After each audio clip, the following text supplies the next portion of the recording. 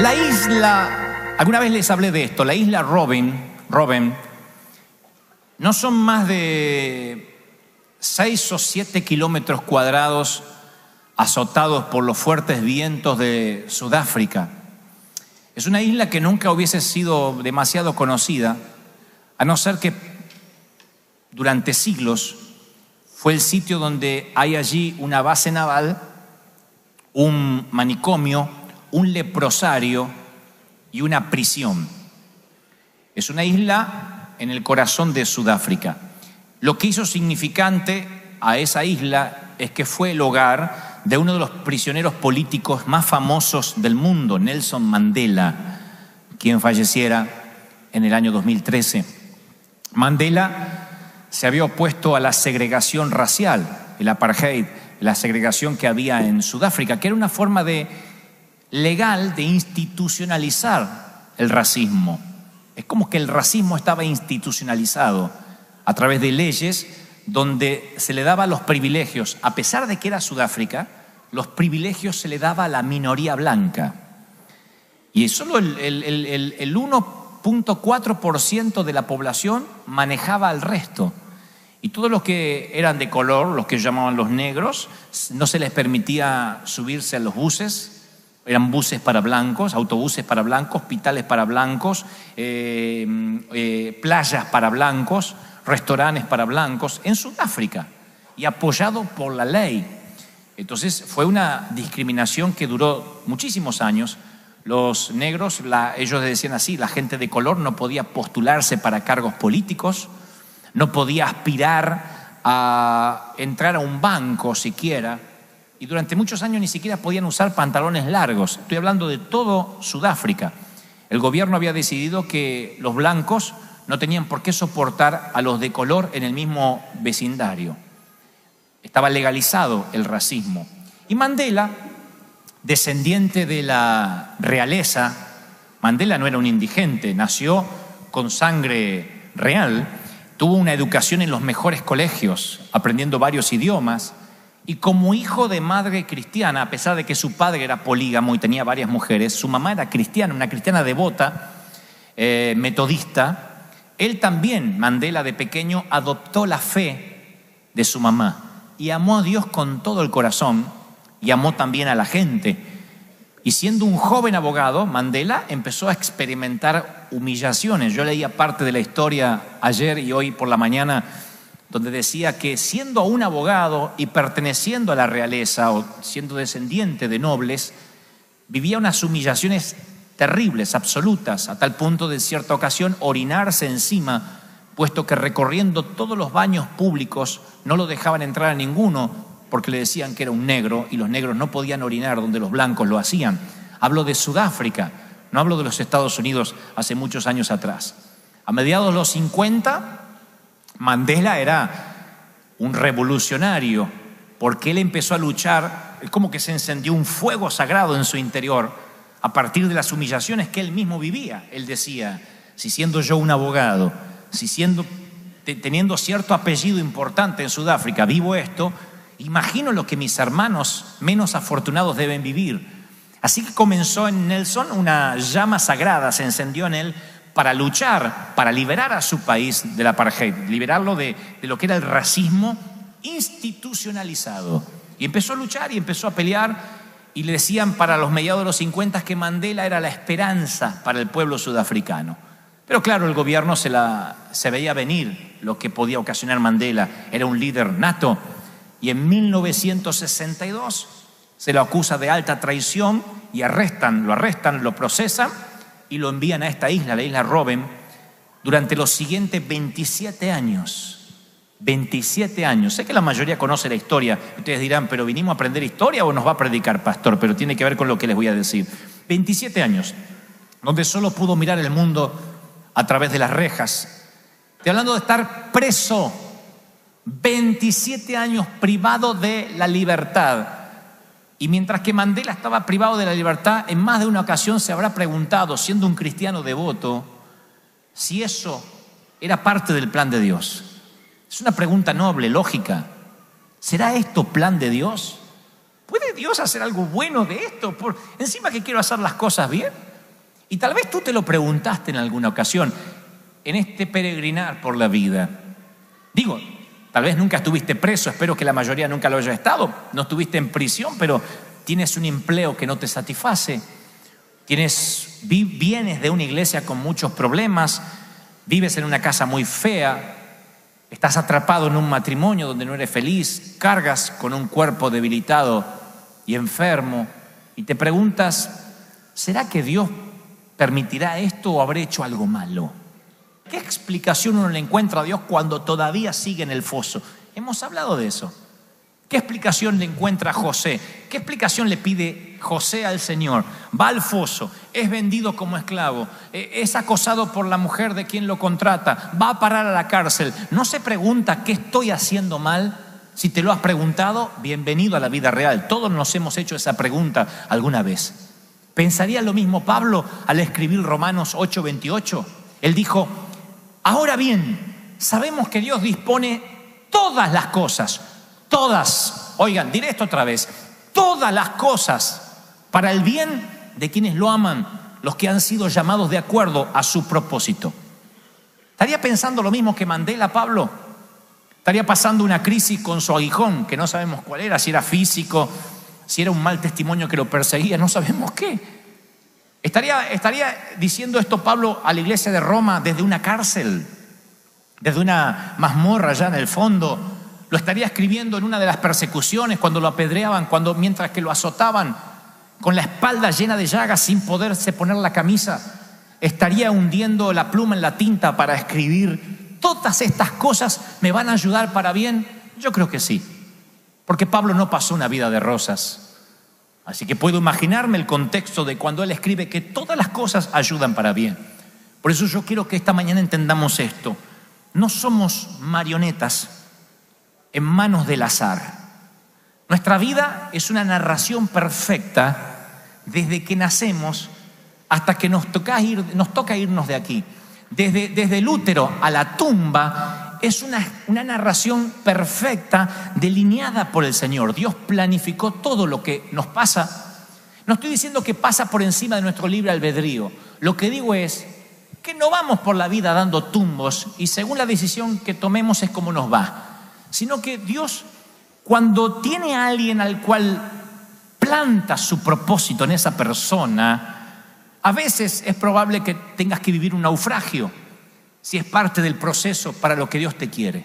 A veces tengas que vivir cárcel, una decepción, un hijo que te defrauda, un matrimonio que no funciona, un empleo del cual te despiden, un jefe del cual no puedes confiar. Dios no va armando el plan a medida que avanza. ¿Estoy siendo claro, sí o no? Dice la Biblia en Daniel 5:21, el Dios altísimo, soberano de todos los reinos del mundo, Él es soberano de todos los reinos y se los entrega a quien Él quiere. Todos los que están en autoridad son puestos y permitidos por Dios. Eso dice la palabra, que todos los gobernantes son puestos por Dios. Todos. Los buenos, los malos y los otros. Todos. Fujimori, Enrique Peña Nieto, Fox, Carlos Menem, Adolfo Hitler, los faraones, Nabucodonosor, Salomón. Los buenos, los malos, todos, para bendición de las naciones o para maldición. Así como Él pone a los gobernantes, a los presidentes, a los líderes políticos, Él también decide qué es lo que te va a pasar. Él permite ciertas cosas de tu vida. Ahora, présteme atención porque se va a poner peliaguda la cosa y no quiero que me apedreen. Escuchen, pueden creerlo o no, les daré la base bíblica ahora. Una madre de aquí de la congregación, ella es una dama que junto con su esposo han sembrado dinero, han estado muy fieles. Una dama perdió su embarazo hace algunos meses y ella me dijo, me la encontré en la oficina y ella me dijo, con lágrimas como toda mamá que pierde un bebé, me dijo, ¿crees que esto también es plan de Dios, pastor? Y le digo, claro, sí lo es, con todo el dolor del alma. No podemos decir, Satanás mató tu hijo. Esto también es plan de Dios, es permitido por Dios. Y le recordé la promesa de Dios que dice: porque yo sé muy bien los planes que tengo para ustedes, planes de bienestar y no de mal, no de calamidad, Jeremías 29:11, sino planes de bien, a fin de darles un futuro y una esperanza. ¿Me están oyendo, sí o no? Lo que trato de decir es que hay una línea cristiana que cree que nuestra vida comienza cuando conocemos al Señor. Todo antes de eso fue un desperdicio. Y allí empieza la frustración de muchos. Perdí mi juventud de haber conocido al Señor a los 30. ¿Cómo lo conocí a los 50? ¿Y por qué no lo conocí de adolescente?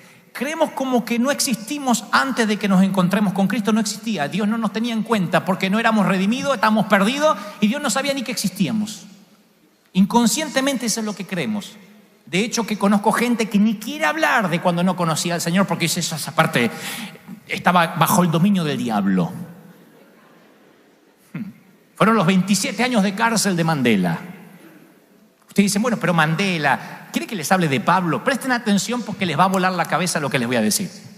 La vida de Pablo es una prueba de que a veces Dios te procesa aun cuando no lo conoces, para que cuando llegues a Cristo, llegues procesadito con mucha información. La vida de Pablo lo confirma. Pablo dice, comienza su testimonio con estas palabras. Dice: yo soy judío, nacido en Tarso de Sicilia, pero criado en esta ciudad.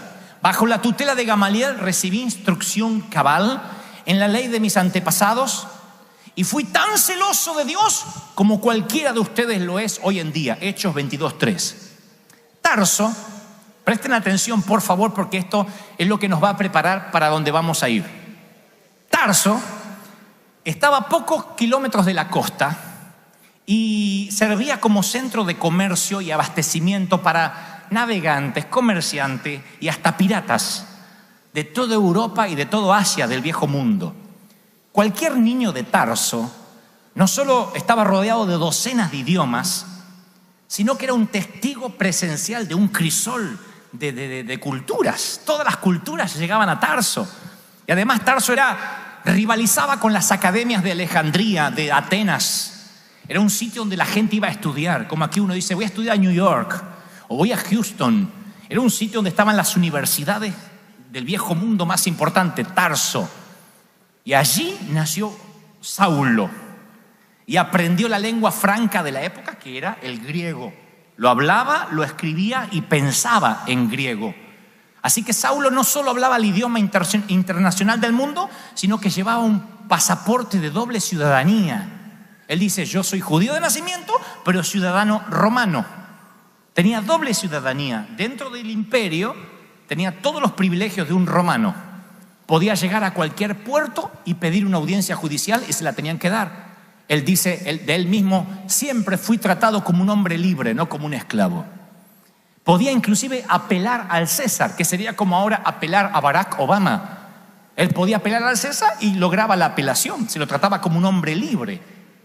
Así que Saulo, quiero que presten atención a lo que les diré. No conoce a Cristo, no tiene todavía un encuentro con el verdadero Señor. Habla perfecto hebreo, habla griego, es un académico, tiene una preparación increíble, pero no obstante sus padres lo envían a Jerusalén a estudiar y tiene todo lo que un misionero podría necesitar: conocimiento cultural, dominio lingüístico, documentos para viajar y un oficio para ganarse la vida y, como él mismo dice más tarde, no ser de carga para nadie. Yo me pago mis gastos. No me decía qué ofrenda me van a dar, él se pagaba los gastos.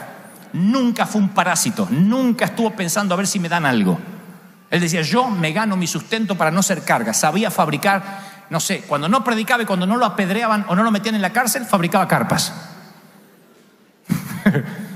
Esto va para alguien que dice: quiero servir tiempo completo para Dios. Y este hombre, no sé cómo se las arreglaba, vendía carpas y mientras que lo apedreaban decía: no me quieren comprar una carpa, porque tenía que vivir.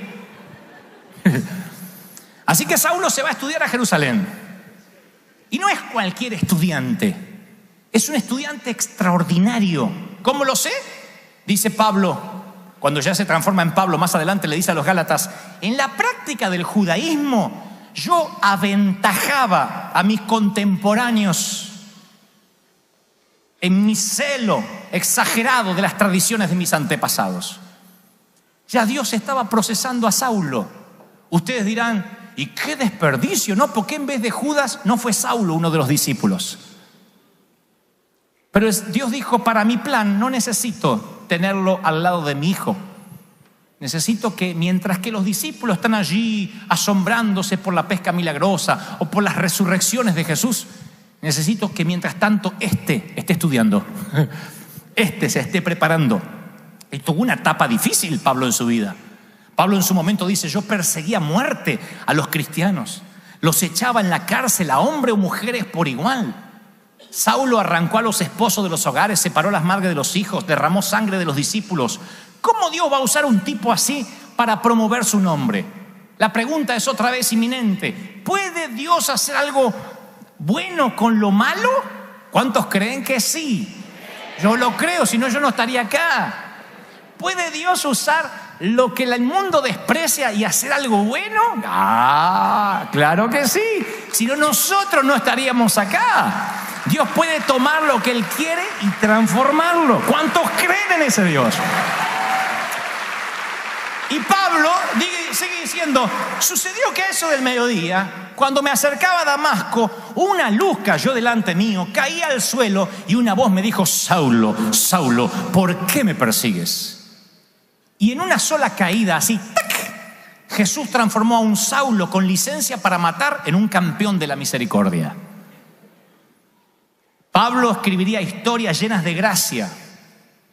Ahora hundiría la pluma en el frasco de tinta de su propio corazón.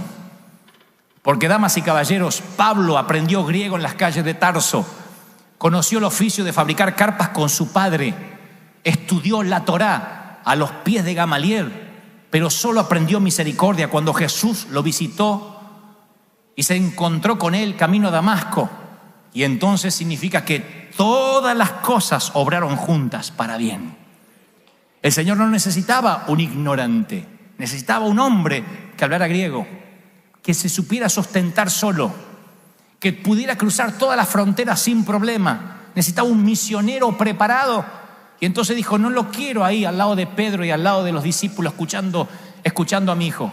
Me lo voy a preparar y me lo voy a capacitar. Necesito que tenga tanta pasión que sea capaz de matar. Después le reubico la visión y en vez de matar gente va a matar demonios. Pero necesito que sea un tipo apasionado. Y ahora Pablo, lleno de Dios, escucha esta revelación, lleno del Señor, ahora completamente cambiado, se transforma en ese apóstol que nosotros conocemos, que había estudiado, que se había preparado, y ahora él está listo para emprender. Él se siente que ni siquiera tiene lo que hace falta, pero tiene mucho más que hasta los propios discípulos que estuvieron a los pies de Cristo. Tiene preparación, tiene capacidad. Mi querido, todos esos malos jefes que tuviste, los despidos, los colapsos nerviosos, los meses en una cama de hospital, el divorcio, las crisis en el matrimonio, las buenas oportunidades, las malas decisiones, las enfermedades, mezcladas, cocinadas, batidas, son puestas en el horno por Dios. Y Dios dice, tengo un plan con esta persona. Y nosotros cuando estamos en el horno quemándonos nos preguntamos si acaso todos estos ingredientes van a resultar en algo que valga la pena poner en la mesa. Y cuando, como una dama que cocina, titis, suena el horno, el microondas, saca el pastel. Y para los que no sabemos cocinar, que solo vimos los huevos, el desastre y la harina, dicen, no puede ser, ¿el horno hizo eso? Y nos dicen nuestras mamás o nuestra esposa, no, yo lo hice. ¿Y cómo sabías que al mezclar esto, con lo otro, iba a dar este pastel? Es porque desde el inicio, antes de que el pastel me viera, yo ya estaba viendo el pastel. Antes de que Saulo me conociera, yo ya estaba viendo a Saulo. Antes de que tú vinieras a River Church, Dios ya te estaba viendo, te conoció. Él sabía de ti. ¡Aleluya! ¿Por qué digo esto? Porque cuando entendemos esto, redime tu pasado. Hay gente aquí que dice, yo lo que lamento es haber perdido tanto tiempo en aquella iglesia, con ese pastor. ¡No! Dios necesitó que pases por esa iglesia.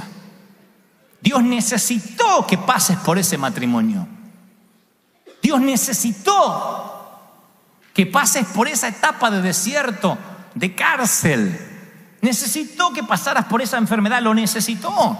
A Mandela lo confinaron a una celda de 2 metros por 2 metros con una ventana que daba al patio.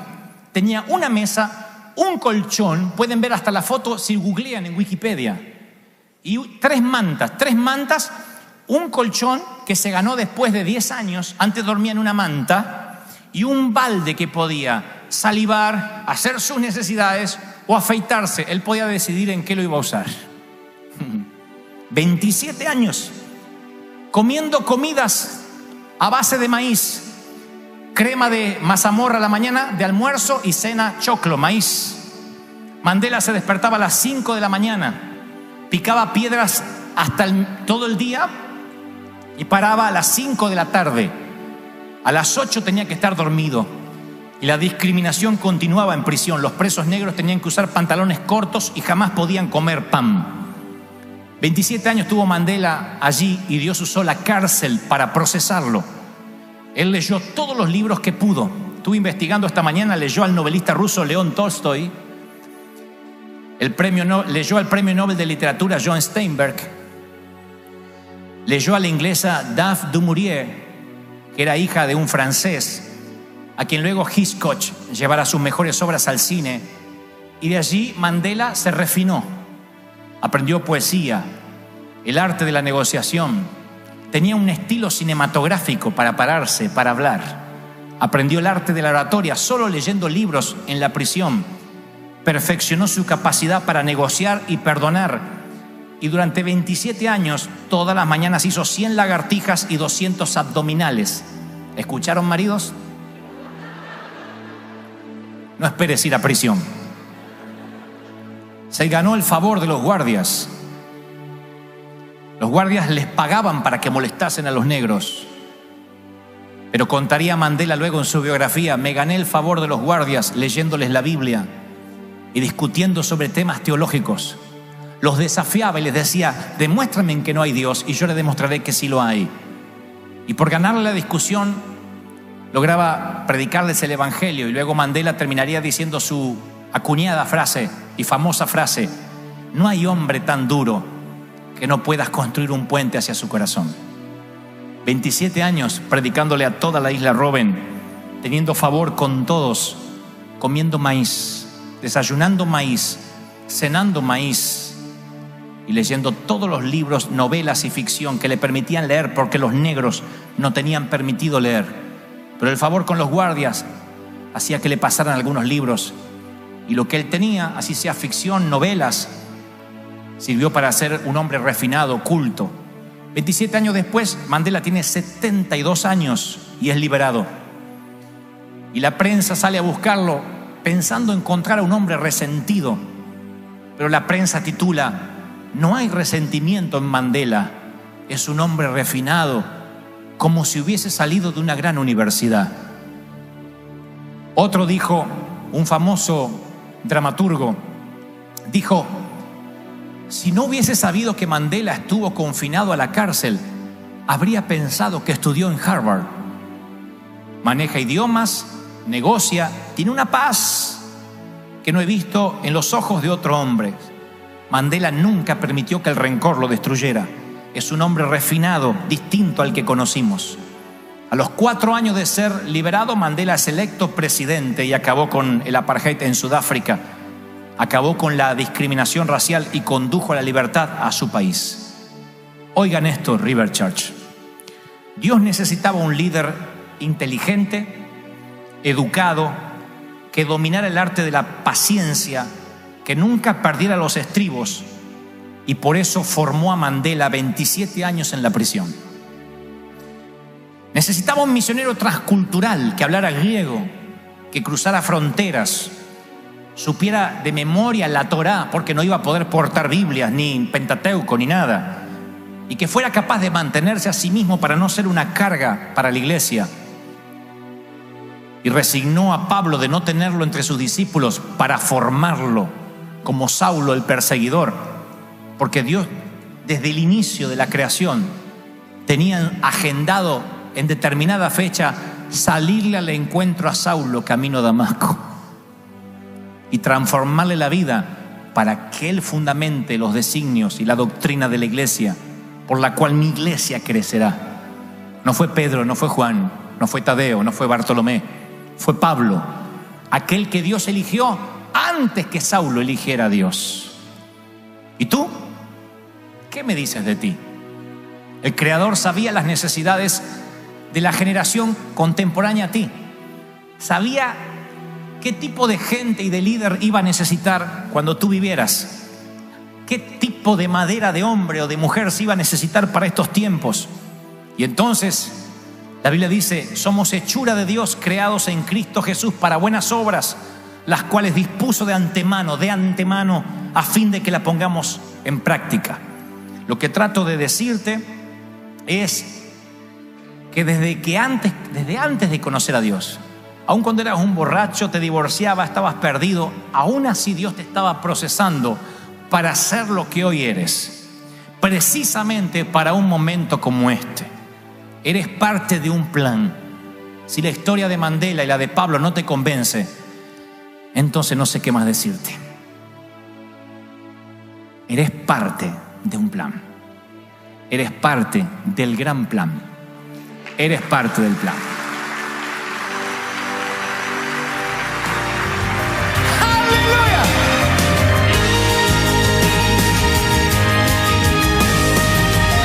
Es un viento de alguna otra parte.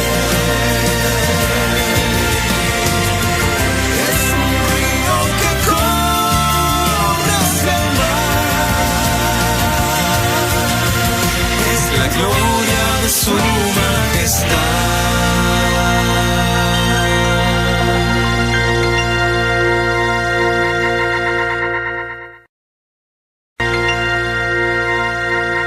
No sé si alguna vez ustedes o tú intentaste caminar en la oscuridad absoluta, meterte en un cuarto oscuro con la luz apagada o con los ojos cerrados. Es muy difícil, aún siendo tu propia casa. Uno se suele lastimar con las esquinas de las mesas o las sillas. Y peor debe ser, intentar volar un avión a ciegas. Gene O'Neill lo hizo. Él era un piloto de 65 años de edad. Llevaba 40 minutos de vuelo desde que había salido de Escocia con rumbo a Inglaterra, cuando tuvo un derrame cerebral parcial y perdió su vista. Él lo relataría luego de esta forma. Diría: al principio no podía leer bien los controles, los relojes, lo que tenía delante de mí, el tablero, pero luego se fue haciendo más borrosa la vista, más borrosa y más borrosa, hasta que la visión la perdí por completo y quedé completamente ciego. De allí es que se acuñó la famosa frase volar a ciegas, porque literalmente Gene O'Neill lo hizo, voló a ciegas con 65 años de edad. El derrame le impidió totalmente ver lo que estaba haciendo. Así que a tientas toma la radio y se comunica con la torre de control. No era un avión comercial, era una avioneta. Se comunica con la torre de control y dice: estoy ciego y creo que me voy a estrellar. De la torre le dicen: no se va a estrellar, mandaremos refuerzos. Así que sale de emergencia un teniente coronel de la Real Fuerza Aérea llamado Paul Gerard con un avión en su búsqueda. Paul Gerard se comunica con él a través de la radio y dice: nunca me pierda de sus oídos. El hombre dice, O'Neill dice: no puedo ver nada. Él dice: lo importante es que pueda oírme. Y entonces lo escolta, se le pone a la par y dice: yo lo voy a guiar hasta que pueda aterrizar. Lo escoltó hasta que pueda llevarlo a un sitio donde pueda aterrizar. Cuando intentaba el descenso le preguntaba: ¿puede usted ver algo? Y él decía: negativo, señor. ¿Está seguro que no puede ver nada? No, no puedo ver nada. Ahora intente otra vez, levante la nariz. Y él decía: estoy levantando la nariz lo más que puedo, todo de memoria, tratando de pilotear el avión. Él le dice: baje la nariz ahora. Dice: no sé si lo estoy haciendo correctamente. ¿Lo estoy haciendo bien? Vamos a intentarlo otra vez. Así que volvía a preguntarle Paul Gerard, no pudiendo creer que estaba completamente ciego, el piloto al que estaba guiando. Le decía: ¿no puede divisar nada de la pista? No, señor, negativo. Así que el avión tocaba la pista y volvía a elevarse, tocaba la pista y volvía a elevarse 8 veces. En el 9º intento, finalmente, el piloto ciego de 65 años de edad hizo un aterrizaje que la Fuerza Aérea definió como un aterrizaje casi perfecto. Ahora, ¿te imaginas cómo se habrá sentido el piloto? Digo, yo sé que ninguno de nosotros hemos volado a ciegas, o no hemos piloteado la mayoría, o creo que todos nada, nunca, pero ningún avión, pero sí todos hemos sufrido algún ataque, tal vez no un derrame cerebral, pero un divorcio, un hijo enfermo, un cáncer. Volar a ciegas significa no saber siquiera si vamos a poder aterrizar y cuándo vamos a aterrizar. Y eso nos pasa en nuestra vida personal. No estamos flotando en el aire, pero sí en la mitad de nuestra carrera, en la mitad de nuestra vida, en la mitad de nuestro matrimonio, en la mitad de un colapso financiero. Y uno tiene que seguir volando porque tiene que seguir viviendo. El negocio tiene que continuar, la pareja tiene que continuar, la sociedad tiene que continuar. No podemos mandar todo a cualquier lado y decir me voy. Uno tiene que continuar, pero está a la mitad y uno no sabe cómo seguir. No solo qué va a pasar mañana, sino que a veces no sabemos qué va a pasar esta noche. Y creo que todos hemos aprendido a volar a ciegas. Aquel que lucha con una enfermedad, contra una enfermedad, vuela a ciegas, porque hasta que no te dicen usted está completamente sano, que por lo general no te lo dicen. Aun cuando te vas con un 100% de que la metástasis ha desaparecido, el melanoma ya no está, te dicen algo como, pero cuídese, porque podría regresar. Aun cuando dices, terminé de pagar, descubres de que hay una pérdida en la cañería y tienes que levantar todo el piso. Siempre hay algo que nos está por pasar y siempre estamos en la mitad de algo. Pero a diferencia de O'Neill, que escuchaba solo una voz, la de Gerard, que le iba diciendo, trate de bajar la nariz y aterrizar. Cuando nos agarra un colapso en el medio de algo y tenemos que volar a ciegas, nuestra cabina se llena de voces. Ojalá tuviéramos una sola voz, la del Espíritu Santo, que nos dice cómo seguir. Pero por lo general se nos llena de consejeros y un montón de voces que nos dicen cómo tenemos que hacer las cosas. Pierde peso, renuncia al empleo, es tiempo de comprarte una casa. No te compres, no hay que comprar ahora, sigue rentando. Emprende el negocio, no emprendas el negocio. Por eso la Biblia es un libro de principios, además de mandamientos. Y si ustedes leen bien las historias, van a ver lo que le pasó a José por contar su sueño a demasiada gente. Si tienes un gran sueño de Dios, no lo cuentes a muchos. Cierra tu anillo íntimo lo más que pueda y habla con poco, porque odiarán tu sueño, se llenarán de envidia, te arrojarán en una cisterna y te venderán como esclavo, aunque el sueño venga de parte de Dios. Hay gente muy envidiosa, hay gente muy frustrada, hay gente muy enojada porque sus sueños no se le cumplen. Y cuando tú cuentas tus sueños, aunque esos sueños sean, me compré un autito, estoy pagándolo en cuotas, aquel que no se lo puede comprar empieza a envidiarte. Y hay gente que levanta hasta oraciones hechiceras. Recuerdo estar haciendo un evento evangelístico y salimos de ese teatro y vemos en la vereda de enfrente toda una congregación que extendían las manos hacia donde estábamos nosotros. Y me alegré y dije, wow, están orando por nosotros. Pero cuando yo salgo, la oración de ellos se eleva más. Y empezaron, ¡ah, te repele! Y empezaron a reprenderme. El pastor los había convocado para orar, para que se nos cerrara el evento. Yo digo, ¿cómo uno puede generar esas cosas cuando uno cuenta demasiado las cosas? Por eso hay sueños que conviene guardárselos en el corazón y no contarlos demasiado, puesto que puedes despertar la envidia de mucha gente y muchos te empiezan a aconsejar y proyectan su propia frustración. Tú dices que vas a emprender un negocio, como ellos no pudieron, te dicen vas a fracasar, vas a quebrar. Yo emprendí, estoy pagando deudas hasta el día de hoy. Me lo han dicho pastores cuando llegué al sur de California. Aquí las iglesias no crecen, es lo peor. Las voces de gente frustrada o dolida o triste, que si uno las escucha en su cabina, no solo vuela a ciegas, sino que nunca logra aterrizar. Porque señoras y señores, volar a ciegas lo hemos hecho todos en alguna ocasión, pero el tema es si podremos lograr aterrizar, llegar a destino. Hace muchos años se empezaron a utilizar las palomas mensajeras como un medio de comunicación y podían recorrer en 2 horas la distancia que un barco tardaba 3 días. Y las palomas llevaban mensajes, ustedes lo han visto en algunas películas, algún documental, en sus patitas. Las tormentas nunca le hacen perder su rumbo, nunca se pierden, siempre regresan a su palomar. Hay aves en el mundo animal, hay aves más fuertes, hay aves más veloces, pero ninguna tiene las dotes de navegación de la paloma. Los científicos creen que tienen trazas de magnetita en sus picos y cerebros que interactúan con los campos magnéticos de la Tierra. Otros dicen que no, atribuyen la propiedad de orientación de estas aves a su sentido del oído. Piensan que las palomas captan frecuencias que otras aves no detectan. Lo que sí sabemos es que tienen un detector innato de su hogar. Y tú también tienes esa particularidad. Lo que Dios le dio a las palomas te lo dio a ti. No el cerebro de chorlito, lo que digo es que el sentido de orientación. Naciste con el deseo de un hogar celestial. Los animales no se hacen esas preguntas. El perro le ladra a la luna. Nosotros miramos la luna y nos hacemos preguntas de dónde venimos, por qué estamos acá, qué habrá en la luna y qué habrá en la otra parte del universo, por qué estamos en esta tierra. Nos hacemos preguntas sobre el dolor. Apenas tenemos conciencia nos preguntamos por qué la enfermedad, por qué el dolor, por qué la muerte. La palabra leucemia y niño no deberían estar en la misma oración. Y nos preguntamos por qué niños mueren siendo pequeñitos y parten de esta tierra. Nos parece una injusticia. Y nos hacemos preguntas acerca de la tumba. ¿Por qué es tan breve las fechas que aparecen entre el nacimiento y el día que tenemos que partir de aquí? La muerte nos llena de preguntas. Ahora, ¿de dónde vienen esas preguntas, esas inquietudes? ¿Quién sembró las ideas esas en nuestra cabeza? ¿Por qué no somos como los conejos que nos conformamos con comer zanahorias y copular? Los conejos se conforman con procrearse y comer zanahorias, nada más. Bueno, hay algunos hombres que son como los conejos, sí, claro. Alguna mujer dijo, es mi marido.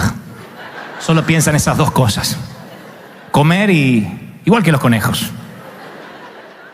¿Quién sembró esas ideas en nuestra cabeza? Digo, las preguntas que no tienen respuesta. Y es que como las palomas, Dios nos dio un sentido del hogar. Algo nos dice, este no puede ser nuestro hogar. Porque la vida siempre es volar a ciegas. Piénsenlo, razonemos juntos. La vida es volar a ciegas. Te casas y no sabes cómo va a funcionar tu matrimonio. Tienes hijos y no sabes si van a ser sanos. Una mamá que lo tiene en su vientre se hace un montón de preguntas durante 9 meses. Pero tengo una noticia, mamá embarazada. Las preguntas continuarán hasta que tu hijo tenga 50. Te preguntarás si te volverá a visitar, si vendrá para el Día de la Madre, si recordará la fecha, si será un agradecido, si será educado, con quién se va a casar y si los nietos serán tan feos como tu nuera. Te lo vas a preguntar.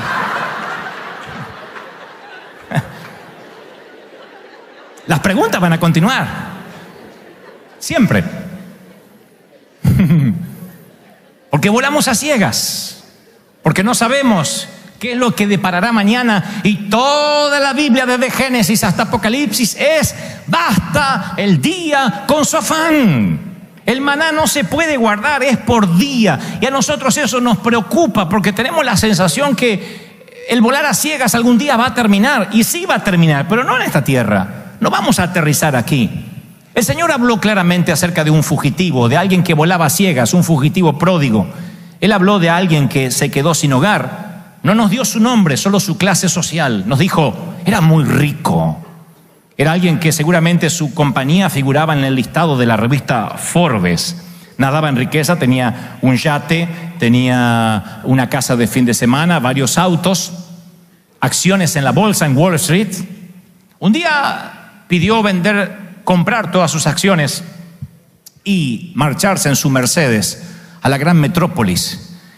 Y como no estaba acostumbrado al negocio de la familia y como era un muchacho muy joven, despilfarró toda la fortuna que se llevó y terminó con los cerdos en una porqueriza.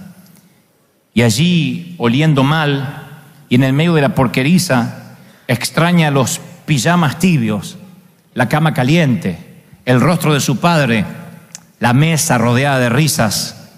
Y entonces se para lleno de barro y toma una decisión. Una gran decisión. Pide un préstamo al banco y alfombra la porqueriza.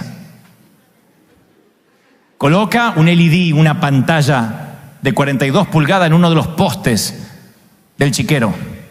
Da vuelta al tacho donde está la comida de los puercos y lo hace parecer una lámpara. Lo limpia un poco y pone allí una lámpara. La alfombra tapa bastante el barro. Así que pone una lámpara colgada de allí, de donde es el sitio donde por lo general están regando la tierra. Ahora sí parece un hogar. Le pone una cinta rosa a una de las puerquitas y le dice querida. Le pone un arete a uno de los cerditos y le dice hijo. Y ahora sí dice, este es mi hogar. Bueno, la historia de Jesús no dice que el hombre hizo eso. ¿Pero no es acaso lo que hacemos nosotros? Un día nos parece que este no es nuestro hogar y lo hacemos parecer un hogar. Y nos empecinamos en que parezca un hogar. Y luchamos por la casa de los sueños y por el sueño americano. Y si tengo ese auto me voy a sentir en un hogar. Si tengo mi casa propia me voy a sentir en un hogar. Si logro trajes de marca o ropa cara me voy a sentir en el hogar. Y lo único que hacemos es alfombrar, poner una carpeta sobre el barro y las moscas regresan. Y el olor no se va. Y un día escuchamos de un accidente, escuchamos de una tragedia, nos sacuden los terremotos, la gente se muere, nos despiden del empleo y el olor sigue siendo nauseabundo. Y entonces nos dimos cuenta que no podemos transformar esta porqueriza en un hogar. Y hay que volver a la historia original de Jesús. Hay que ver al muchacho cuando se pone de pie y dice Lucas 15:18, tengo que volver a mi padre. Tengo que volver a mi padre. No intenta mejorar, reformar, hermosear, hacer un trabajo de estética la porqueriza. Dice, tengo que volver a mi padre. Oigan esto, iglesia de Dios. Pueblo del Señor, oigan lo que les diré de parte del Señor. Tengo que volver a mi padre. No es una frase, es un estilo de vida. Tú puedes vivir yendo o volar regresando. Tú puedes volar yendo o estar volando, pero siempre pensando en que estás regresando. Lo diré otra vez hasta que nos quede en el corazón. Tengo que volver a mi padre, es un estilo de vida. Desde la cuna a la tumba siempre tienes que estar volviendo a la casa de tu padre. Es una forma de vivir, es un estilo de vida. Cuando en mi cabeza entendí que la vida es muy corta, tal como la conocemos, y que hay que agregarle eternidad a la ecuación para que tenga sentido. Cuando me di cuenta que si no creo en la eternidad y en el cielo no volveré a ver a mi mamá, ni a mi papá, ni a mis dos hermanos. Cuando entiendo que a Daniel y a Diego los veré en poco tiempo, es porque comprendo de que vamos a casa. Si saco ese hogar eterno de mi mente y creo que esto nada más es la vida, lo único que estoy haciendo es poniendo una manta sobre el barro, tratando de que huela bien una porqueriza que nunca va a oler bien. ¿Estoy siendo claro, sí o no? El vivir regresando significa que tarde o temprano vamos a volver a casa. Tengo que volver al Padre. Eso te cambia la perspectiva de lo que es volar a ciegas. Vuelas a ciegas, pero no importa, sabes que vas a aterrizar. Imagina que subes al avión y por lo general en los aviones siempre dan anuncios. Damas y caballeros, este vuelo es el destino final. Imagina que dijeran, este vuelo es el destino final, nunca vamos a aterrizar.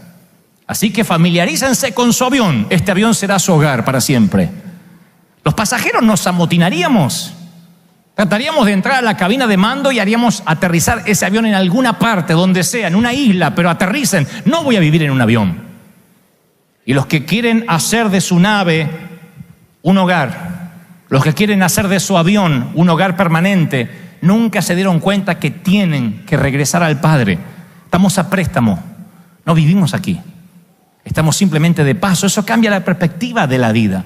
Los que se conforman con hacer de la embarcación un hogar, se conforman con muy poco. Tenemos que hacer como E.T. ¿Se acuerdan de la película E.T.? Una de las películas más famosas de Spielberg en los 80. Señalar con el dedo torcido al cielo y decir, I'm my home. No sabemos bien para dónde estamos señalando, pero sabemos que para ahí, para alguna parte está nuestro hogar y ahí vamos a aterrizar. Y ese será nuestro destino final, no antes, no antes. My home, nuestro destino final está más allá del sol. ¿Están conmigo? ¡Aleluya! Dice Eclesiastés, Dios sembró eternidad en el corazón humano. Por eso no le ladramos a la luna. Por eso nos hacemos preguntas. Nunca tu esposa te dijo, viejo, ¿qué va a ser de nuestra vida? Nunca tu esposo te miró y te dijo, ¿qué va a ser de nosotros en unos 40 años? Esas preguntas no se las hacen los animales, se mueven por instinto. Viven, reproducen y mueren. Acuérdense, los conejos comen zanahorias y copulan, solo hacen eso. Los hombres y mujeres no hacemos eso. Nos hacemos preguntas porque hay eternidad desde que nacemos. Busca las cosas de arriba, donde está Cristo sentado a la derecha de Dios, Colosenses 3:1.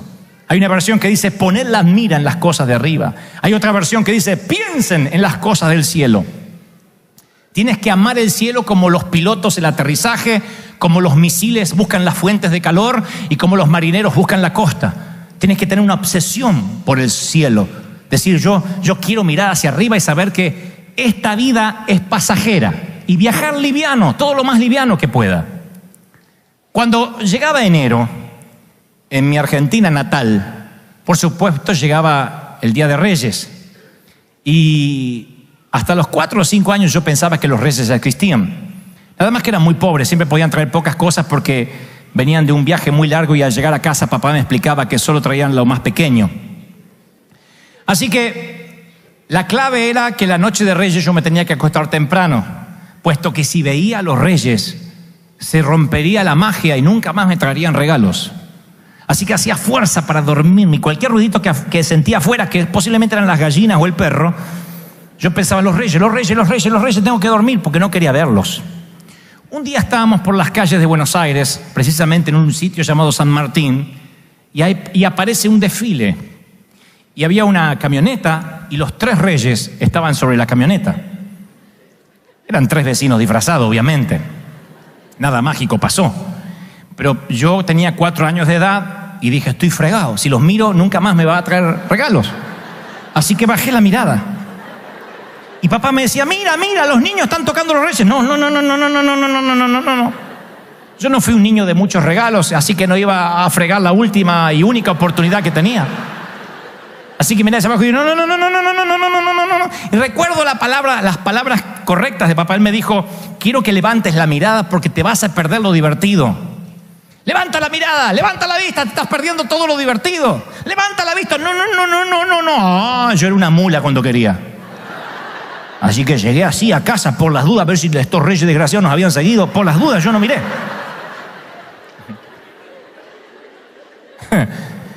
Tal vez mi padre olvidó el incidente y tuve que hacer fuerza para recordarlo. Pero no olvidaré nunca las palabras de mi papá. Mira para arriba que te estás perdiendo lo divertido. Iglesia, mira para arriba. Todos los días mira para arriba porque te estás perdiendo de otro modo lo divertido. Lo divertido no es aquí abajo, lo divertido siempre está en las cosas de arriba. Mira para arriba, levanta la vista. Levanta la vista porque te vas a perder lo divertido y la fiesta. ¡Aleluya! Porque si limitas tu historia entre la cuna y la tumba, prepárate para un final muy triste. Fuiste hecho para más que eso. Hace 500 años los marineros tenían temor del horizonte.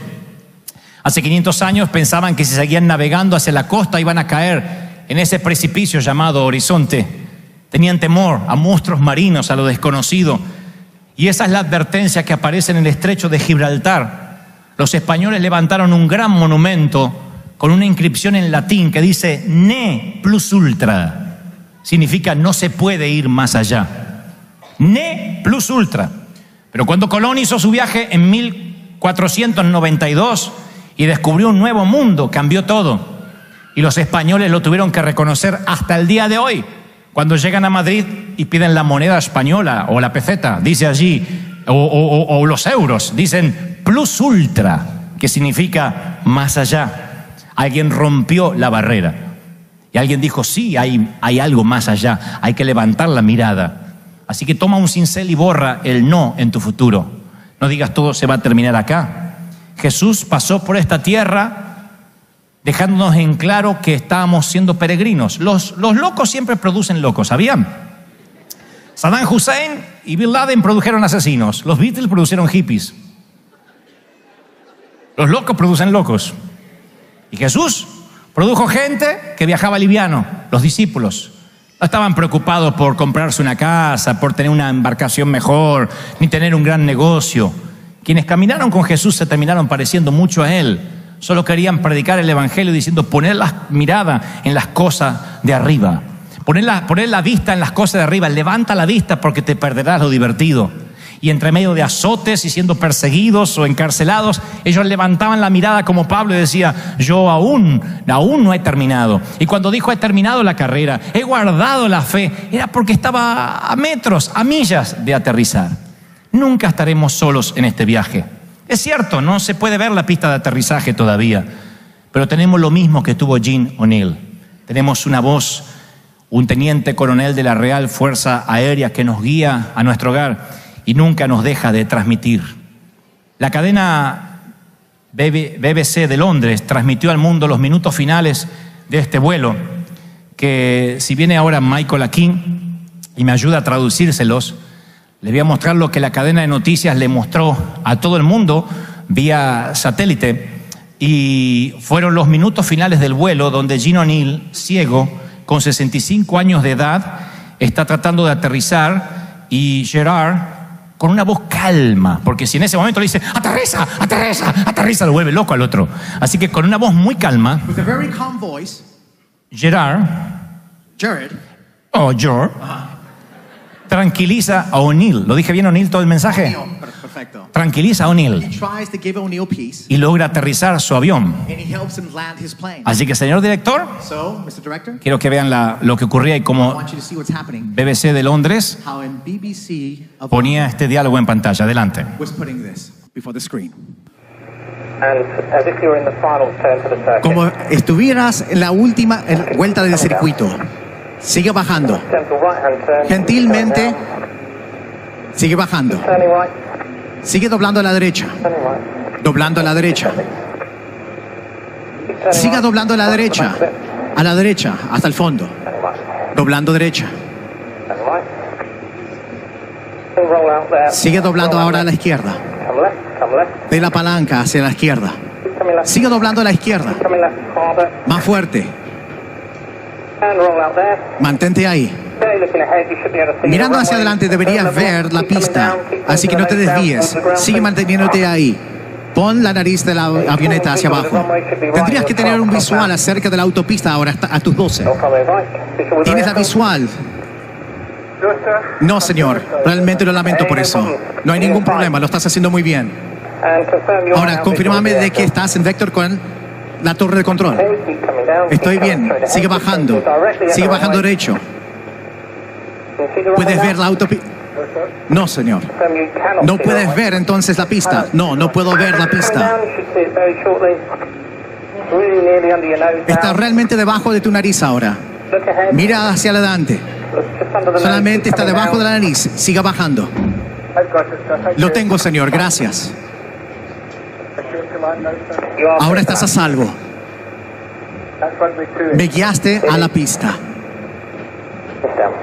Ese fue el 9º intento de aterrizaje. El 9º intento de aterrizaje. De todas las frases, la que más me ha impactado fue: sigue descendiendo, mantenga la nariz apuntando hacia el suelo. Deberías ver la pista. ¿Estás viendo la pista? Negativo, señor. Lo siento, no la veo. No hay problema, lo estás haciendo bien. Solo confírmame que estás en el campo de aviación. Sigue descendiendo. Apunta la nariz hacia abajo. ¿Ves la pista ahora? ¿Han escuchado esa pregunta del Señor? ¿Ves la pista ahora? No, Señor. No la puedo ver. Tranquilo, vas a llegar. Negativo, Señor, no puedo ver la pista. Bueno, entonces la pista está debajo de tu nariz ahora.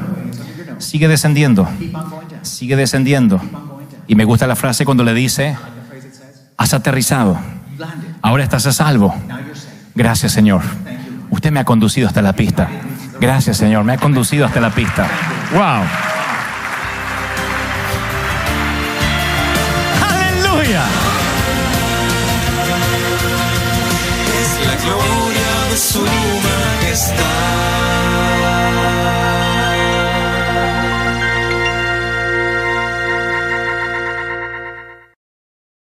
Dando tumbos, y según la decisión que tomemos es como nos va.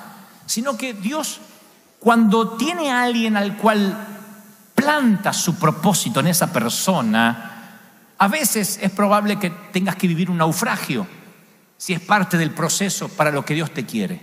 A veces tengas que vivir cárcel, una decepción, un hijo que te defrauda, un matrimonio que no funciona, un empleo del cual te despiden, un jefe del cual no puedes confiar. Dios no va armando el plan a medida que avanza. ¿Estoy siendo claro, sí o no? Dice la Biblia en Daniel 5:21, el Dios altísimo, soberano de todos los reinos del mundo, Él es soberano de todos los reinos y se los entrega a quien Él quiere. Todos los que están en autoridad son puestos y permitidos por Dios. Eso dice la palabra, que todos los gobernantes son puestos por Dios. Todos, los buenos, los malos y los otros. Todos. Fujimori, Enrique Peña Nieto, Fox, Carlos Menem, Adolfo Hitler, los faraones, Nabucodonosor, Salomón. Los buenos, los malos, todos, para bendición de las naciones o para maldición. Así como Él pone a los gobernantes, a los presidentes, a los líderes políticos, Él también decide qué es lo que te va a pasar. Él permite ciertas cosas de tu vida. Ahora, présteme atención porque se va a poner peliaguda la cosa y no quiero que me apedreen. Escuchen, pueden creerlo o no, les daré la base bíblica ahora. Una madre de aquí de la congregación, ella es una dama que junto con su esposo han sembrado dinero, han estado muy fieles. Una dama perdió su embarazo hace algunos meses y ella me dijo, me la encontré en la oficina y ella me dijo, con lágrimas, como toda mamá que pierde un bebé, me dijo, ¿crees que esto también es plan de Dios, pastor? Y le digo, claro, sí lo es, con todo el dolor del alma. No podemos decir, Satanás mató tu hijo. Esto también es plan de Dios, es permitido por Dios. Y le dije, le recordé la promesa de Dios que dice, porque yo sé muy bien los planes que tengo para ustedes, planes de bienestar y no de mal, no de calamidad, Jeremías 29:11, sino planes de bien, a fin de darles un futuro y una esperanza. ¿Me están oyendo, sí o no?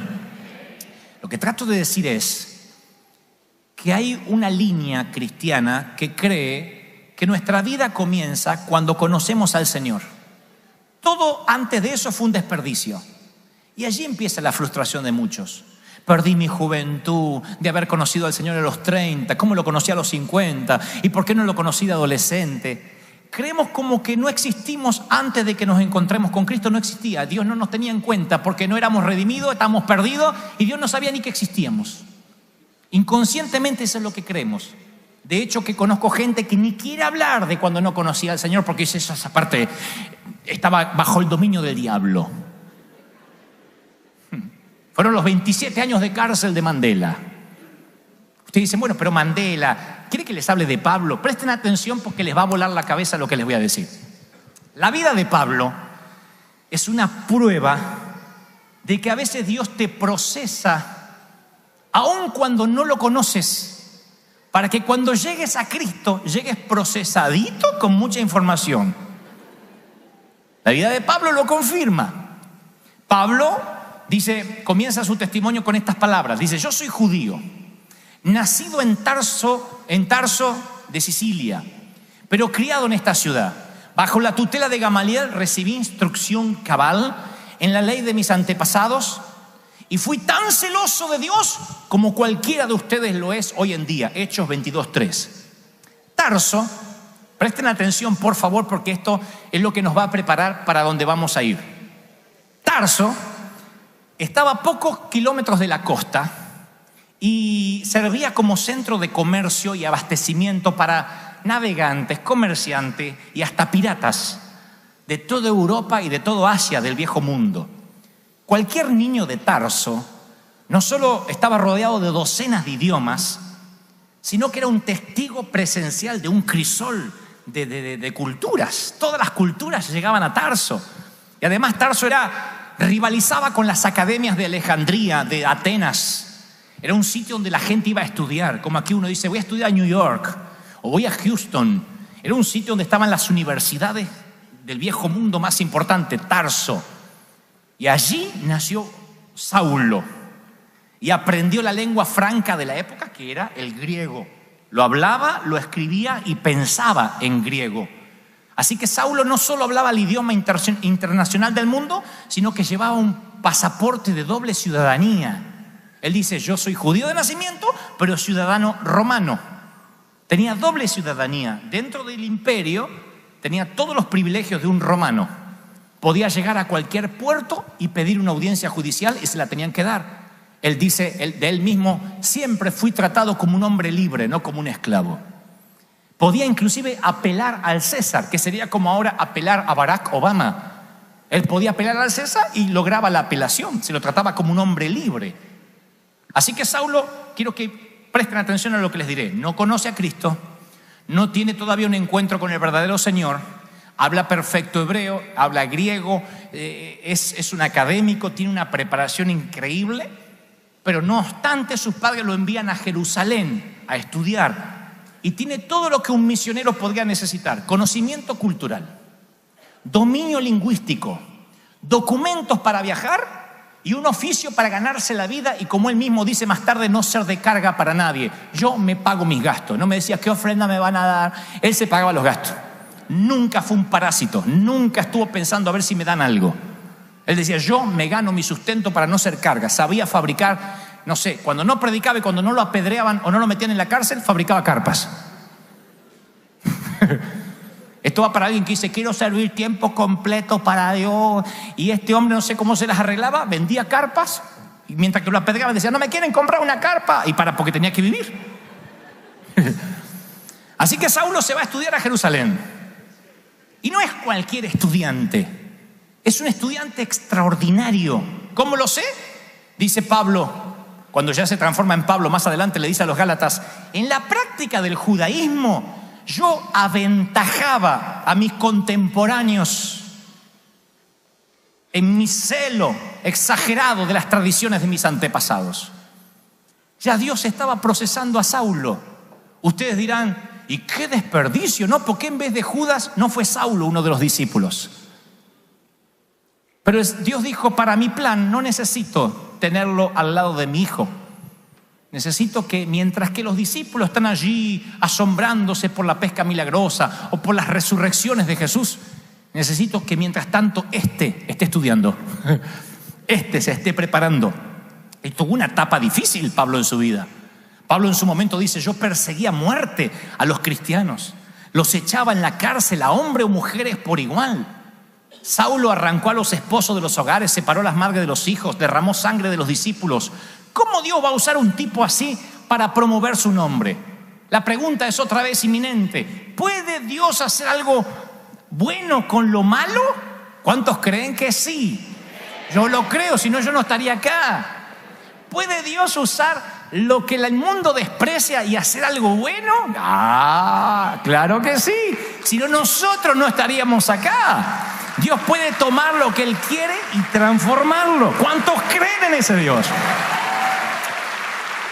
Y Pablo sigue diciendo, sucedió que a eso del mediodía, cuando me acercaba a Damasco, una luz cayó delante mío, caí al suelo y una voz me dijo, Saulo, Saulo, ¿por qué me persigues? Y en una sola caída, así, ¡tac!, Jesús transformó a un Saulo con licencia para matar en un campeón de la misericordia. Pablo escribiría historias llenas de gracia. Ahora hundiría la pluma en el frasco de tinta de su propio corazón.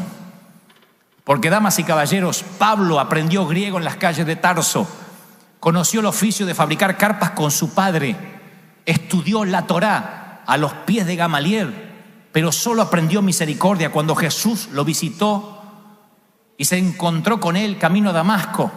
Y entonces significa que todas las cosas obraron juntas para bien.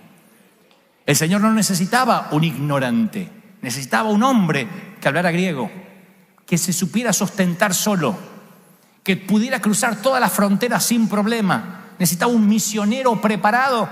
Y entonces dijo, no lo quiero ahí al lado de Pedro y al lado de los discípulos escuchando a mi hijo. Me lo voy a preparar y me lo voy a capacitar. Necesito que tenga tanta pasión que sea capaz de matar. Después le reubico la visión y en vez de matar gente va a matar demonios. pero necesito que sea un tipo apasionado.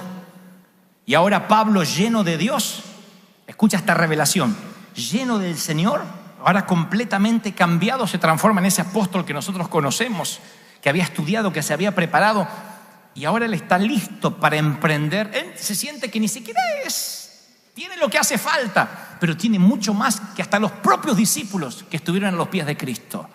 Tiene preparación, tiene capacidad. Mi querido, todos esos malos jefes que tuviste, los despidos, los colapsos nerviosos, los meses en una cama de hospital, el divorcio, las crisis en el matrimonio, las buenas oportunidades, las malas decisiones, las enfermedades, mezcladas, cocinadas, batidas, son puestas en el horno por Dios. Y Dios dice, tengo un plan con esta persona. Y nosotros cuando estamos en el horno quemándonos nos preguntamos si acaso todos estos ingredientes van a resultar en algo que valga la pena poner en la mesa. Y cuando como una llama sagrada se encendió en él para luchar, para liberar a su país del apartheid, liberarlo de lo que era el racismo institucionalizado. Y empezó a luchar y empezó a pelear, y le decían para los mediados de los 50 que Mandela era la esperanza para el pueblo sudafricano. Pero claro, el gobierno se veía venir lo que podía ocasionar Mandela. Era un líder nato. Y en 1962 se lo acusa de alta traición y lo arrestan, lo procesan y lo envían a esta isla, la isla Robben, durante los siguientes 27 años. 27 años. Sé que la mayoría conoce la historia. Ustedes dirán, ¿pero vinimos a aprender historia o nos va a predicar, pastor? Pero tiene que ver con lo que les voy a decir. 27 años, donde solo pudo mirar el mundo a través de las rejas. Estoy hablando de estar preso, 27 años privado de la libertad. Y mientras que Mandela estaba privado de la libertad, en más de una ocasión se habrá preguntado, siendo un cristiano devoto, si eso era parte del plan de Dios. Es una pregunta noble, lógica. ¿Será esto plan de Dios? ¿Puede Dios hacer algo bueno de esto? Encima que quiero hacer las cosas bien. Y tal vez tú te lo preguntaste en alguna ocasión, en este peregrinar por la vida. Digo, tal vez nunca estuviste preso, espero que la mayoría nunca lo haya estado. No estuviste en prisión, pero tienes un empleo que no te satisface. Vienes de una iglesia con muchos problemas, vives en una casa muy fea, estás atrapado en un matrimonio donde no eres feliz, cargas con un cuerpo debilitado y enfermo y te preguntas, ¿será que Dios permitirá esto o habré hecho algo malo? ¿Qué explicación uno le encuentra a Dios cuando todavía sigue en el foso? Hemos hablado de eso. ¿Qué explicación le encuentra a José? ¿Qué explicación le pide José al Señor? Va al foso, es vendido como esclavo, es acosado por la mujer de quien lo contrata, va a parar a la cárcel. No se pregunta qué estoy haciendo mal. Si te lo has preguntado, bienvenido a la vida real. Todos nos hemos hecho esa pregunta alguna vez. ¿Pensaría lo mismo Pablo al escribir Romanos 8:28? Él dijo, ahora bien, sabemos que Dios dispone todas las cosas, todas, oigan, diré esto otra vez, todas las cosas para el bien de quienes lo aman, los que han sido llamados de acuerdo a su propósito. ¿Estaría pensando lo mismo que Mandela, Pablo? ¿Estaría pasando una crisis con su aguijón, que no sabemos cuál era, si era físico, si era un mal testimonio que lo perseguía, no sabemos qué? ¿Estaría diciendo esto Pablo a la iglesia de Roma desde una cárcel, desde una mazmorra allá en el fondo? ¿Lo estaría escribiendo en una de las persecuciones cuando lo apedreaban, mientras que lo azotaban con la espalda llena de llagas sin poderse poner la camisa? ¿Estaría hundiendo la pluma en la tinta para escribir todas estas cosas me van a ayudar para bien? Yo creo que sí, porque Pablo no pasó una vida de rosas. Así que puedo imaginarme el contexto de cuando él escribe que todas las cosas ayudan para bien. Por eso yo quiero que esta mañana entendamos esto. No somos marionetas en manos del azar. Nuestra vida es una narración perfecta desde que nacemos hasta que nos toca irnos de aquí. Desde el útero a la tumba es una narración perfecta delineada por el Señor. Dios planificó todo lo que nos pasa. No estoy diciendo que pasa por encima de nuestro libre albedrío. Lo que digo es que no vamos por la vida. La isla Alguna vez les hablé de esto. La isla Robben no son más de 6 o 7 kilómetros cuadrados azotados por los fuertes vientos de Sudáfrica.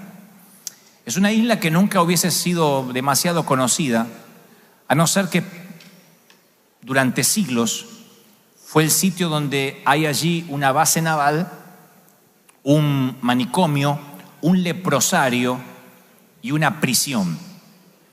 Es una isla en el corazón de Sudáfrica.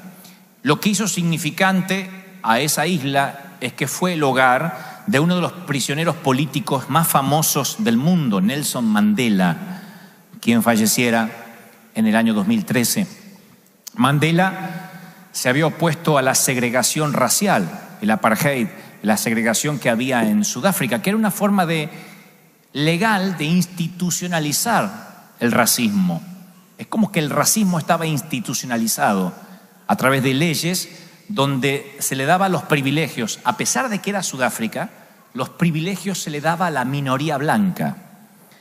Y solo el 1.4% de la población manejaba al resto. Y todos los que eran de color, los que llamaban los negros, no se les permitía subirse a los buses. Eran buses para blancos, autobuses para blancos, hospitales para blancos, playas para blancos, restaurantes para blancos, en Sudáfrica, y apoyado por la ley. Entonces fue una discriminación que duró muchísimos años.